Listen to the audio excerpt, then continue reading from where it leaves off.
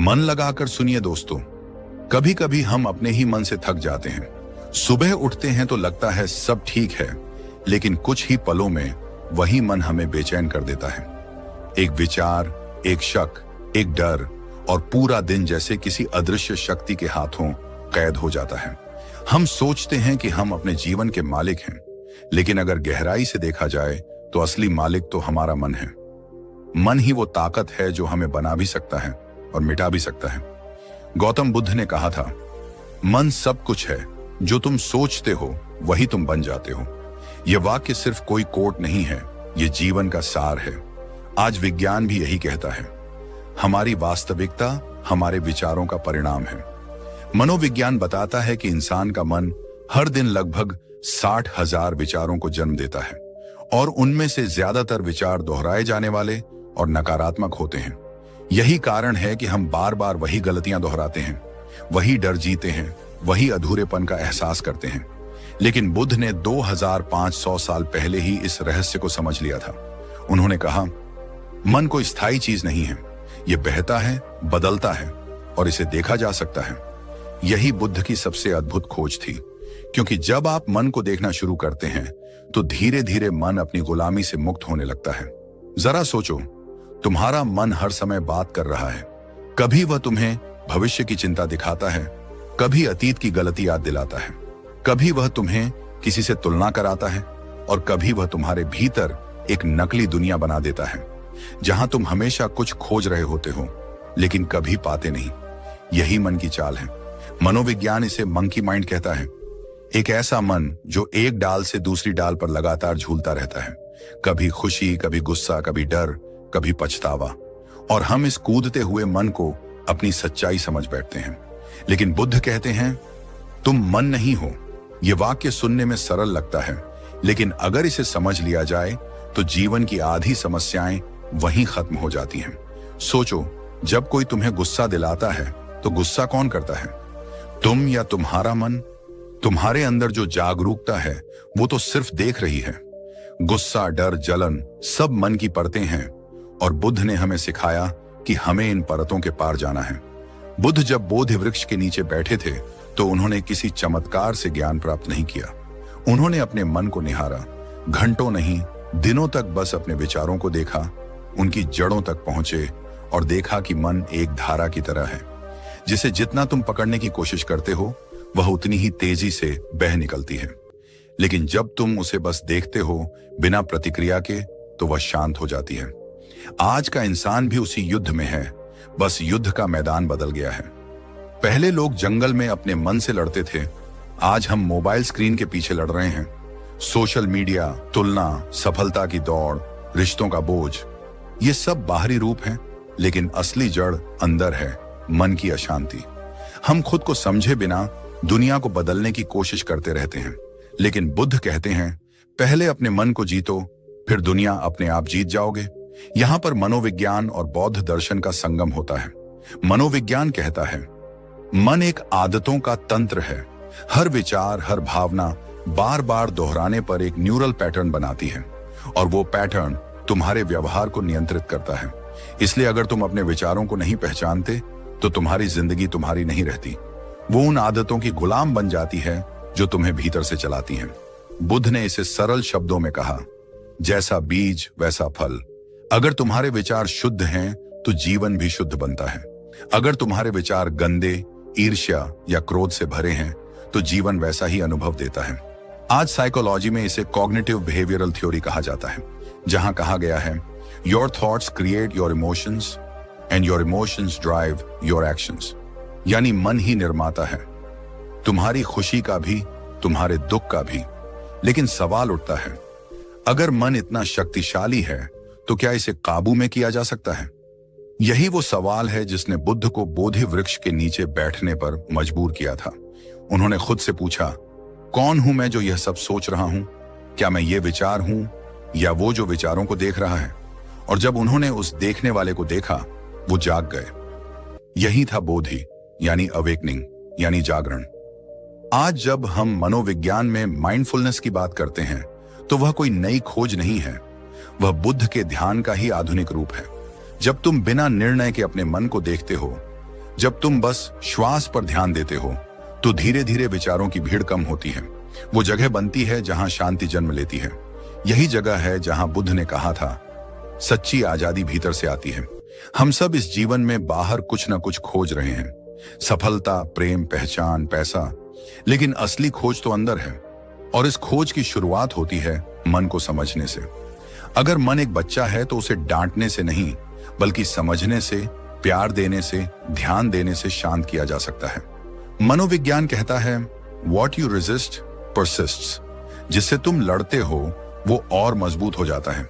बुद्ध भी यही कहते हैं, जिसे स्वीकार कर लो वो बदल जाता है। तो शायद आज तुम्हें अपने मन से लड़ने की जरूरत नहीं, बस उसे देखने की, समझने की जरूरत है। क्योंकि जब तुम उसे देख लेते हो तब तुम वही नहीं रह जाते जो पहले थे। तुम एक नई चेतना के साथ जीना शुरू करते हो।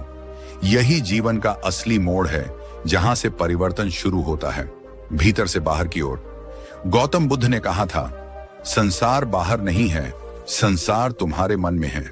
जब उन्होंने यह कहा तब उनके सामने लोग हैरान रह गए, क्योंकि हर कोई सोचता था कि दुख का कारण बाहर है, रिश्ते, पैसा, समाज, परिस्थितियां। लेकिन बुद्ध ने कहा, नहीं, दुख बाहर नहीं, वह तुम्हारे मन की व्याख्या में है। मनोविज्ञान भी यही कहता है। हर इंसान के पास दो दुनिया होती है, एक बाहरी दुनिया जो सबको दिखती है और एक आंतरिक दुनिया जो सिर्फ उसी को महसूस होती है। बाहरी दुनिया को हम नहीं बदल सकते, लेकिन आंतरिक दुनिया को हम रीप्रोग्राम कर सकते हैं, और यही असली नियंत्रण है। बुद्ध ने अपने साधकों को सिखाया कि मन कोई ठोस वस्तु नहीं है, यह एक प्रवाह है, विचारों, भावनाओं, इच्छाओं और प्रतिक्रियाओं का। जैसे नदी का पानी बहता रहता है, वैसे ही मन भी निरंतर बहता रहता है।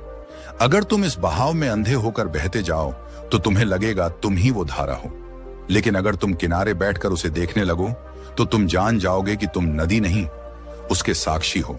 यही साक्षी भाव बुद्ध की शिक्षा का केंद्र था। उन्होंने कहा, देखो, पर प्रतिक्रिया मत दो, क्योंकि हर प्रतिक्रिया तुम्हें उस विचार से बांध देती है। अगर किसी ने कुछ कहा और तुम गुस्सा हो गए तो तुमने अपने भीतर उस व्यक्ति को जगह दे दी।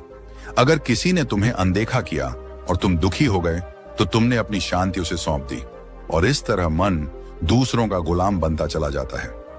मनोविज्ञान के अनुसार यह कंडीशन्ड माइंड कहलाता है। हर अनुभव, हर शब्द, हर डर हमारे भीतर एक पैटर्न बना देता है। बचपन में अगर किसी ने कहा कि तुम कमजोर हो तो वो वाक्य हमारे अवचेतन में एक बीज की तरह बैठ जाता है। फिर जब भी कोई हमें चुनौती देता है, वो बीज अंकुरित होता है और हम उस दर्द को दोबारा महसूस करते हैं। हालांकि वह केवल एक स्मृति होती है, यानी मन सिर्फ वर्तमान में नहीं जीता, वह अतीत के संग्रह से अपनी पहचान बनाता है। बुद्ध ने इसीलिए कहा, भूतकाल जा चुका है, भविष्य अभी आया नहीं है, वर्तमान ही तुम्हारा घर है। लेकिन मन वर्तमान में नहीं रह सकता। वह या तो अतीत में उलझा रहता है या भविष्य की कल्पना में खोया। वर्तमान की शांति उसके लिए बहुत साधारण लगती है, क्योंकि मन का अस्तित्व ही हलचल में है। जब तक विचार चलते रहते हैं, मन जीवित महसूस करता है, और जब विचार रुकने लगते हैं तो मन को लगता है वह मर रहा है। मनोविज्ञान में इसे ईगो रेजिस्टेंस कहा जाता है, वह हिस्सा जो हर परिवर्तन से डरता है। और बुद्ध ने इसे पहचाना बहुत पहले। उन्होंने कहा, अहंकार ही दुख की जड़ है, क्योंकि अहंकार वही है जो कहता है मैं सही हूं, बाकी सब गलत। अहंकार वही है जो कहता है मुझे चोट लगी है। लेकिन बुद्ध ने कहा, जब तुम मन को समझ लेते हो तो अहंकार स्वतः खत्म हो जाता है। जरा सोचो, अगर कोई व्यक्ति तुम्हारी आलोचना करता है और तुम्हें फर्क नहीं पड़ता तो उस क्षण तुम्हारा मन आजत है। लेकिन अगर वही शब्द तुम्हारे भीतर आग लगा दें तो समझो तुम्हारा मन अभी भी दूसरों की राय का बंदी है। बुद्ध इसी आजादी की बात करते हैं, जहां मन का अस्तित्व तो है लेकिन उसका नियंत्रण तुम्हारे पास है। मनोविज्ञान कहता है कि मन के 3 स्तर होते हैं। कॉन्शियस माइंड, जो अभी सोच रहा है, सब कॉन्शियस माइंड, जहां भावनाएं और यादें छिपी हैं, और अनकॉन्शियस माइंड, जो हमारे व्यवहार को गहराई से नियंत्रित करता है। बुद्ध के अनुसार भी यही 3 परतें हैं, चित्त, विज्ञान और संस्कार। उन्होंने कहा कि ये संस्कार ही हैं जो हर जन्म में तुम्हारे साथ चलते हैं। हर क्रिया, हर भावना, हर विचार एक बीज बनकर चित्त में बस जाता है, और जब समय आता है वह बीज फल देता है, कभी खुशी के रूप में, कभी दुख के रूप में। इसलिए बुद्ध ने ध्यान सिखाया, ध्यान कोई धार्मिक क्रिया नहीं थी, वह मन को देखने की कला थी। जब तुम ध्यान में बैठते हो तो धीरे धीरे मन की परतें खुलती हैं। पहले विचार दिखते हैं, फिर भावनाएं, फिर गहरी यादें, और जब तुम इन्हें बिना डर के देखते हो तो ये धीरे धीरे घुलने लगते हैं। यहाँ मनोविज्ञान कहता है कि यह इमोशनल रिलीज है, और बुद्ध कहते हैं यह विपश्यना है। जैसी वस्तु है वैसी देखने की कला। बुद्ध ने मन की तुलना एक जंगली हाथी से की थी। अगर तुम उसे एकदम पकड़ने जाओगे तो वह तुम्हें कुचल देगा, लेकिन अगर तुम उसे रोज धीरे धीरे प्रशिक्षित करो तो वही हाथी तुम्हारा साथी बन जाता है। मन भी वैसा ही है। पहले वह बेकाबू दौड़ता है, लेकिन जब उसे देखने की आदत पड़ती है तो वह धीरे धीरे शांत होने लगता है। आज का मनोविज्ञान इसे न्यूरोप्लास्टिसिटी कहता है, यानी मस्तिष्क को बदला जा सकता है। ध्यान, सकारात्मक सोच और आत्म जागरूकता से हम अपने न्यूरॉन्स की दिशा बदल सकते हैं। बुद्ध यही तो सिखा रहे थे कि तुम्हारा मन कोई कैद नहीं है, वह तुम्हारा उपकरण है। बस तुम्हें उसे समझना है, ना कि उसे लड़ना। मन की असली प्रकृति समझने के बाद बुद्ध ने कहा था, मन न अच्छा है न बुरा, वह वैसा बनता है जैसा तुम उसे बनाते हो। यानी अगर तुम उसमें करुणा डालो तो वह प्रेम का साधन बनता है, अगर तुम उसमें लालच डालो तो वही विनाश का कारण बनता है। मन एक दर्पण है, वह वही दिखाता है जो तुम उसके सामने रखो, और अगर तुम भीतर गंदगी रखो तो बाहर की दुनिया भी वैसी ही लगेगी। यही कारण है कि बुद्ध ने मन को समझने को सबसे बड़ा धर्म कहा, क्योंकि जब मन स्पष्ट हो जाता है तो जीवन का हर निर्णय सहज हो जाता है। फिर न किसी से जलन होती है, न गुस्सा, न भय, क्योंकि तब तुम्हें पता होता है कि हर भावना केवल एक लहर है और तुम उस लहर के सागर हो। गौतम बुद्ध ने कहा था, अपने मन को जीत लो, दुनिया तुम्हारे चरणों में होगी। यह कोई कवितामय वाक्य नहीं था, यह एक मनोवैज्ञानिक सत्य था। हम सब जीवन में कुछ न कुछ जीतना चाहते हैं, पैसा, सफलता, सम्मान, प्यार, पहचान, लेकिन इन सब के पीछे जो असली जीत है वह है मन पर विजय। क्योंकि जब तक मन तुम्हारे अधीन नहीं तब तक कोई भी उपलब्धि स्थायी नहीं। सोचो जरा, तुमने कभी किसी से झगड़ा किया होगा। उस समय तुम्हारा उद्देश्य शायद सही था, लेकिन जब गुस्सा हावी हुआ तब वह सही भी गलत लगने लगा। तुम्हारा मन नियंत्रण खो बैठा और तुमने वही कहा या किया जो बाद में तुम्हें पछतावा देता रहा। यानी उस पल में तुम नहीं, तुम्हारा मन बोल रहा था। मनोविज्ञान कहता है, जब भावना तीव्र होती है तर्क नष्ट हो जाता है। यानी जिस क्षण तुम्हारा मन असंतुलित होता है तुम्हारा विवेक बंद हो जाता है। बुद्ध ने इसी अवस्था को अज्ञान कहा है, जहां इंसान देखता तो है पर सत्य नहीं देख पाता, क्योंकि मन का धुंधलापन उसकी आंखों पर छा जाता है। मन की यही अनियंत्रित स्थिति हमें बार बार दुख देती है। कभी क्रोध में, कभी लालच में, कभी भय में हम ऐसे निर्णय ले लेते हैं जो हमें महीनों, सालों तक पछतावे में रखते हैं। बुद्ध ने कहा था, मनुष्य का सबसे बड़ा शत्रु कोई और नहीं, उसका अपना मन है। क्योंकि जब मन अनियंत्रित होता है तो वह एक जंगली घोड़े की तरह भागता है, कभी अतीत की ओर, कभी भविष्य की ओर, कभी दुख की ओर, कभी कल्पना की ओर, और हम उस घोड़े के पीछे दौड़ते रहते हैं, थकते हैं, टूटते हैं, पर रुक नहीं पाते। मनोविज्ञान इस अवस्था को ओवरथिंकिंग कहता है, जहां व्यक्ति सोचता नहीं बल्कि सोच में डूब जाता है। हर विचार एक और विचार को जन्म देता है और धीरे धीरे मन थक जाता है, पर रुकता नहीं, क्योंकि मन का स्वभाव ही है भागना। बुद्ध ने कहा था, मन को रोकने की कोशिश मत करो, उसे समझो। अगर तुम किसी नदी को रोकने की कोशिश करोगे तो वह उफान मार देगी, लेकिन अगर तुम उसे एक दिशा दो तो वही नदी शक्ति बन जाती है। मन भी वैसा ही है, अगर तुम उसे दिशा नहीं दोगे तो वह तुम्हें कहीं का नहीं छोड़ेगा। बुद्ध के समय में एक भिक्षु उनके पास आया। उसने कहा, भगवान, मेरा मन बहुत भटकता है, मैं ध्यान करता हूं पर विचार रुकते नहीं। कभी बचपन की यादें आती हैं, कभी भविष्य की चिंताएं। बुद्ध मुस्कुराए और बोले, ये मत कहो कि मन भटकता है, यह कहो कि तुमने उसे कभी दिशा नहीं दी। उन्होंने कहा, मन तुम्हारा दास नहीं, तुम्हारा साथी है, बस तुमने उसे सिखाया नहीं कि शांत कैसे रहना है। यहां बुद्ध और मनोविज्ञान दोनों एक बात पर सहमत हैं कि मन को काबू करने का मतलब है उसे प्रशिक्षित करना। जैसे शरीर के लिए व्यायाम जरूरी है, वैसे मन के लिए ध्यान, एकाग्रता और जागरूकता जरूरी है। अगर तुम रोज कुछ मिनट अपने विचारों को देखो तो धीरे धीरे तुम नोटिस करोगे कि मन शांत होने लगा है। विचारों की भीड़ कम होने लगी है और सबसे महत्वपूर्ण, तुम अब अपने विचारों से अलग महसूस करने लगोगे। मनोविज्ञान इसे मेटा अवेयरनेस कहता है, यानी मैं सोच रहा हूं यह जानने की क्षमता। और बुद्ध ने इसे कहा स्मृति, माइंडफुलनेस। उन्होंने कहा जो हर क्षण सजग है वही सच्चा साधक है। अब सोचो, जब मन अनियंत्रित होता है तो वह हमें हर दिशा में खींचता है, इच्छाओं की ओर, डर की ओर, तुलना की ओर। यह वही मन है जो कहता है वो इंसान तुमसे बेहतर है।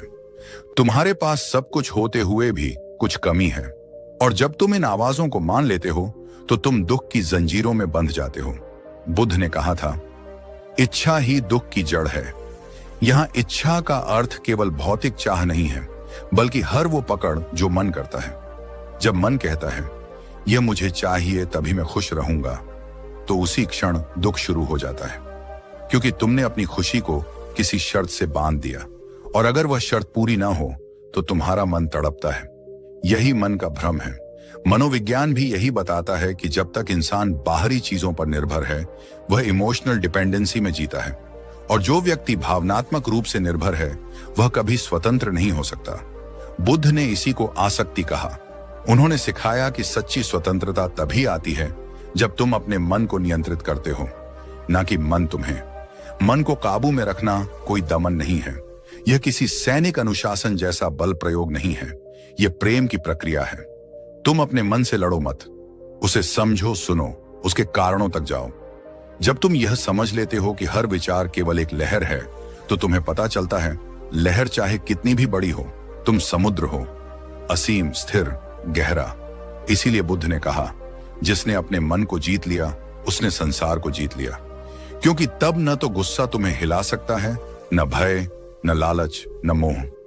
फिर तुम परिस्थितियों से नहीं, अपनी चेतना से संचालित होते हो, और वही क्षण है जब इंसान साधारण से असाधारण बनता है। आज की दुनिया में जहां हर तरफ आवाजें हैं, मोबाइल नोटिफिकेशन, सोशल मीडिया, विज्ञापन, हर चीज तुम्हारा मन खींच रही है, और अगर तुम सजग नहीं हो तो तुम्हारा मन उन सब के नियंत्रण में है। तुम्हारे विचार तुम्हारे नहीं, वो दूसरों द्वारा डाले गए हैं। इसीलिए आज के युग में माइंड कंट्रोल का मतलब किसी और को नहीं, बल्कि खुद के मन को वापस पाना है। बुद्ध का संदेश आज पहले से ज्यादा जरूरी है, क्योंकि अगर तुम अपने मन को नहीं जानोगे तो कोई और उसे इस्तेमाल करेगा, तुम्हारे निर्णयों में, तुम्हारे डर में, तुम्हारे इच्छाओं में। और यही आधुनिक गुलामी है। मन को काबू में करने का अर्थ है स्वयं को मुक्त करना, अपने अंदर के दानवों से, अपने असुरक्षित विचारों से, अपने झूठे मैं से। क्योंकि जब मन शांत होता है तो तुम वही बन जाते हो जो तुम हमेशा से थे, शुद्ध, जागरूक, पूर्ण। क्या तुमने कभी खुद से पूछा है मैं अपने मन को शांत क्यों नहीं रख पाता? क्यों हर बार जब मैं खुद से वादा करता हूं कि अब मैं नहीं गुस्साऊंगा तो कुछ ही घंटों में वही गुस्सा मुझ पर हावी हो जाता है? क्यों जब मैं ध्यान लगाने बैठता हूं तो मन चुपचाप बैठने की बजाय और ज्यादा बोलने लगता है? गौतम बुद्ध कहते हैं मन को जीतना संसार को जीतने से भी बड़ा विजय है, क्योंकि अगर तुमने अपने मन को साध लिया तो फिर दुनिया तुम्हें विचलित नहीं कर सकती। लेकिन सवाल यह है, मन को साधा कैसे जाए? क्या इसे दबा देना ही नियंत्रण है? क्या इसे रोकना ही शांति है? नहीं, बुद्ध ने कभी नहीं कहा कि मन को रोक दो। उन्होंने कहा मन को देखो, बस देखो, क्योंकि जो देखा जा सकता है उसे समझा जा सकता है, और जो समझा जा सकता है उसे बदला भी जा सकता है। बुद्ध का पहला उपाय स्मृति, माइंडफुलनेस, जागरूकता। बुद्ध ने कहा जब तुम खाते हो तो सिर्फ खाना खाओ, जब तुम चलो तो सिर्फ चलो, जब तुम सांस लो तो सिर्फ सांस लो। यही है स्मृति, यानी सजगता। सजगता का अर्थ है हर क्षण में पूरी तरह उपस्थित रहना, किसी चीज को करते समय अतीत के पछतावे या भविष्य की चिंता में नहीं डूबना। आज मनोविज्ञान ने यही सिद्धांत mindfulness based cognitive therapy, MBCT और माइंडफुलनेस मेडिटेशन के रूप में अपनाया है। हार्वर्ड यूनिवर्सिटी के एक अध्ययन में पाया गया कि जो व्यक्ति रोज 15 मिनट माइंडफुलनेस मेडिटेशन करता है, उसके दिमाग के अमीगडाला, जो डर और तनाव से जुड़ा है, की गतिविधि कम हो जाती है, और प्रीफ्रंटल कॉर्टेक्स, जो निर्णय और शांति से जुड़ा है, अधिक सक्रिय हो जाता है। मतलब क्या? सिर्फ सजग रहने से तुम्हारा मस्तिष्क शारीरिक रूप से बदलता है। वो शांत, स्थिर और अधिक बुद्धिमान बनता है। बुद्ध के लिए सजगता का अर्थ था हर विचार को विचार के रूप में देखना, हर भावना को भावना के रूप में पहचानना, बिना यह कहे कि यह अच्छा है या बुरा। क्योंकि जब तुम किसी विचार को जज नहीं करते तो वह खुद ही चला जाता है, लेकिन जब तुम उसे पकड़ लेते हो तो वह तुम्हें पकड़ लेता है। तो अगली बार जब कोई नकारात्मक विचार आए तो उसे भगाओ मत, बस कहो ठीक है तुम आए हो, मैं तुम्हें देख रहा हूं। बस इतना कहना ही मन को कमजोर कर देता है, क्योंकि अब तुम विचार नहीं हो बल्कि विचार के साक्षी बन गए हो। दूसरा उपाय विपश्यना, मन को देखना बिना प्रतिक्रिया के। बुद्ध का सबसे गहरा ध्यान था विपश्यना। वी का मतलब है विशेष और पश्यना का मतलब है देखना, यानी वस्तु को जैसी है वैसी देखना।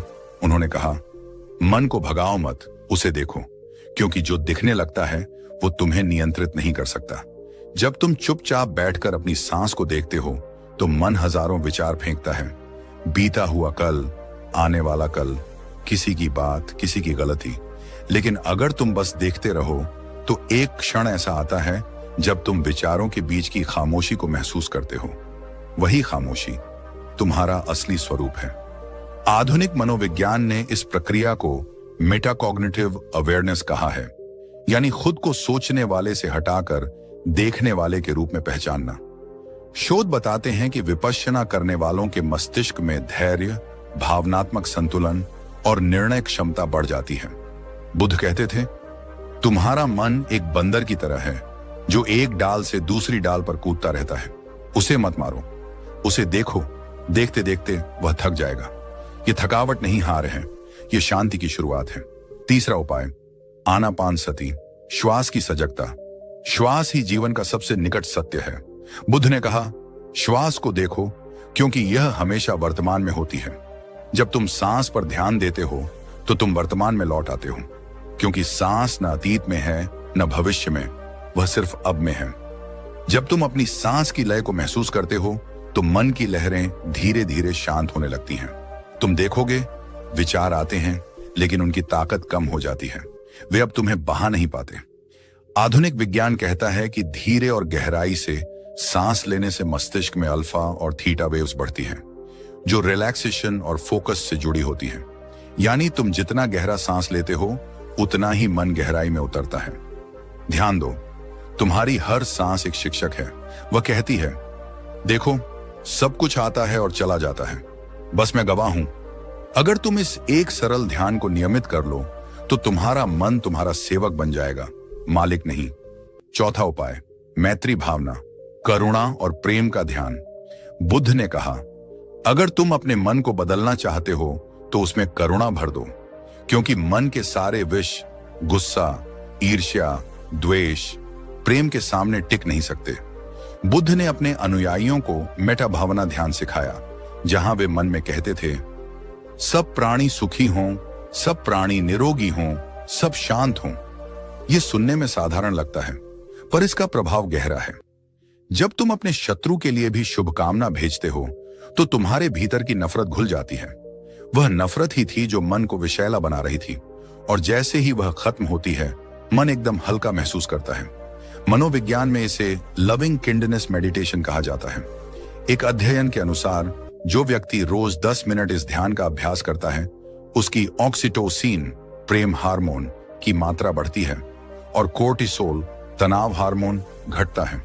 यानी यह ध्यान न सिर्फ आत्मिक शांति देता है बल्कि जैविक रूप से तुम्हारे शरीर को स्वस्थ बनाता है।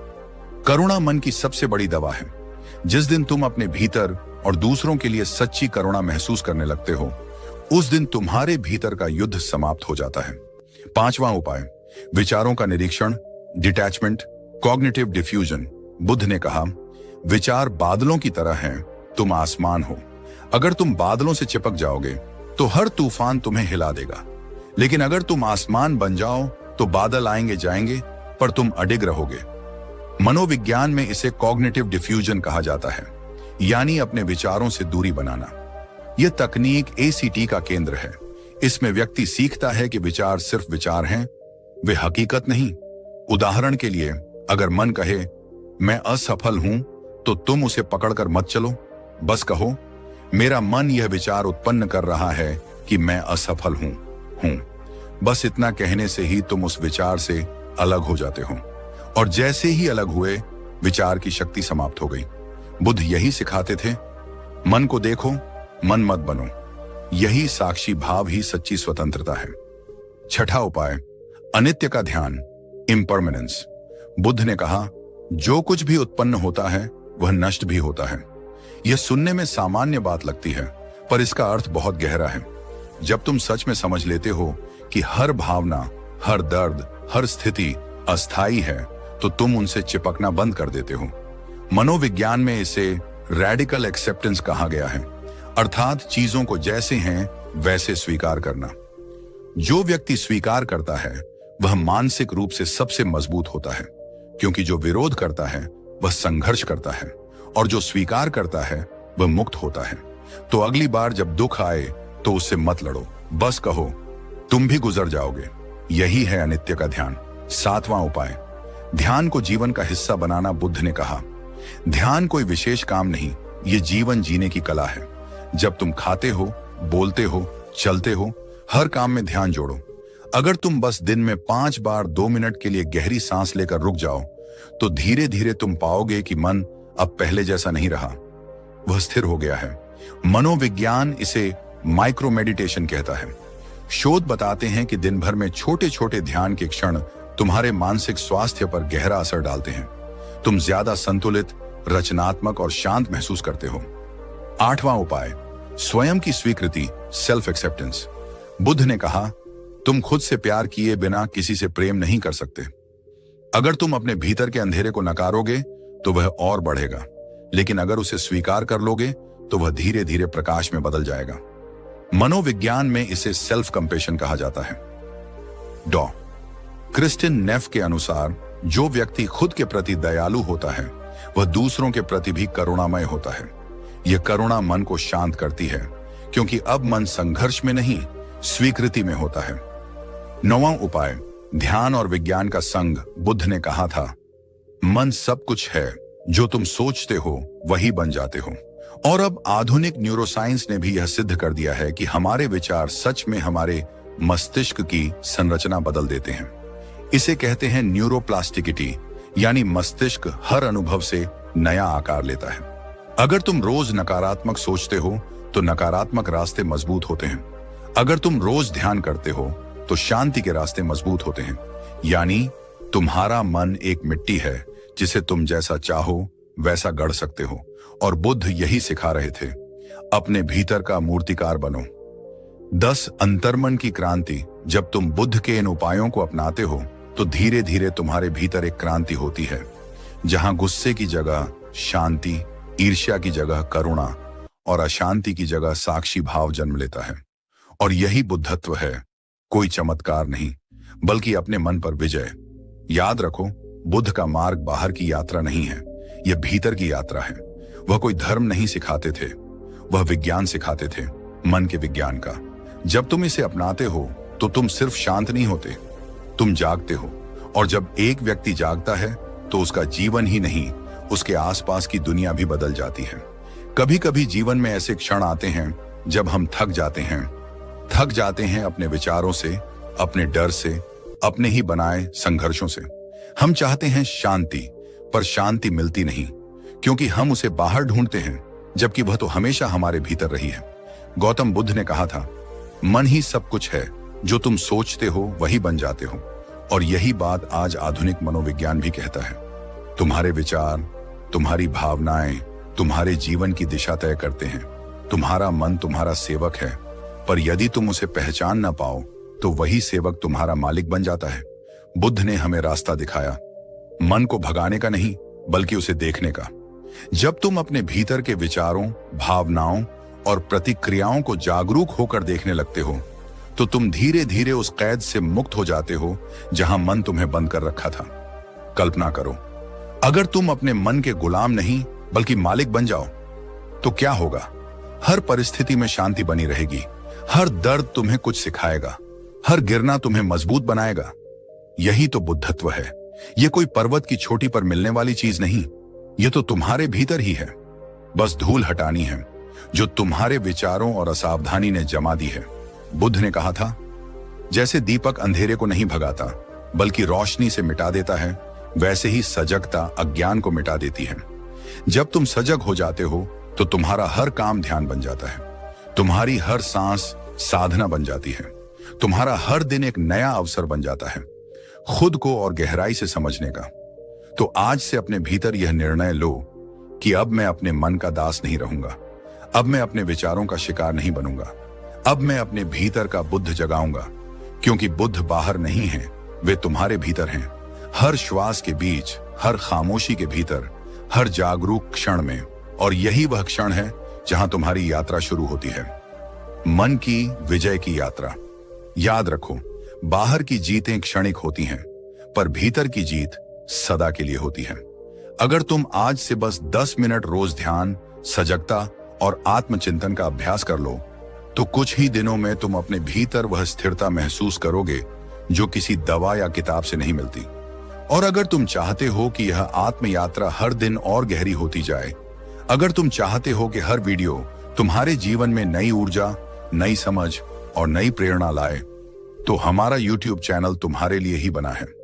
यह सिर्फ एक चैनल नहीं, यह एक आध्यात्मिक प्रयोगशाला है जहां हम हर वीडियो के जरिए मन, ध्यान, बुद्ध और जीवन के गहरे रहस्यों को समझते हैं। यहां तुम्हें सिर्फ बातें नहीं बल्कि जीवन में लागू करने योग्य ज्ञान मिलेगा, वो ज्ञान जो भीतर की अंधकार को मिटा दे और तुम्हें अपने सच्चे स्वरूप तक पहुंचा दे। तो अगर तुम इस ज्ञान यात्रा का हिस्सा बनना चाहते हो तो इस वीडियो को लाइक करो, अपने मन के साथ यात्रा करने वाले हर व्यक्ति तक शेयर करो और चैनल को सब्सक्राइब कर लो, क्योंकि आगे आने वाले हर वीडियो में तुम्हारे जीवन को बदल देने वाला एक नया प्रकाश लेकर हम आएंगे। याद रखो, शांति कहीं बाहर नहीं, वह तुम्हारे भीतर है। और बुद्ध ने केवल इतना कहा था, जागो तो उठो, सांस लो और अपने भीतर के बुद्ध को पहचानो, क्योंकि जब मन शांत होता है तभी जीवन सुंदर लगता है, और जब जीवन सुंदर लगता है तभी तुम वास्तव में जीना शुरू करते हो। धन्यवाद।